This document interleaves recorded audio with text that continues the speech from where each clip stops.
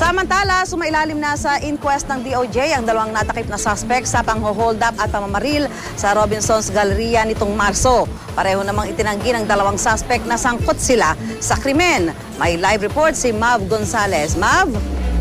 Maring itinanggi ng mga suspect na sina Willie Enriquez at Ireneo de la Cruz na may kinalaman sila sa robbery shootout sa Robinsons Galleria noong nakaraang buwan. Gigit ni Enriquez, nabili lang niya ang baril na nahuli sa kanya at papatubuan sana. Nasa Iloilo rin daw siya nang maganap ang robbery sa nasabing mall. Umami naman si Enriquez sa isa pang kaso ng robbery in band sa Pasay noong December 2010.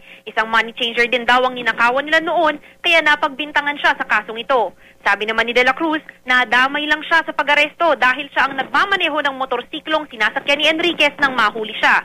Nahuli ang dalawa sa Ahoy, Iloilo noong Lunes. Ayon kay Police Inspector Jose Nemes Pamplona, natunto ng mga ito matapos sundan ng asawa ni Enriquez na taga Iloilo. Nahulihan sila ng 45 pistol at 38 caliber revolver.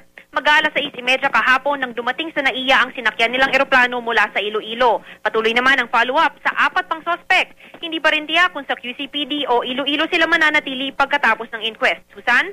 Maraming salamat, Mav Gonzalez.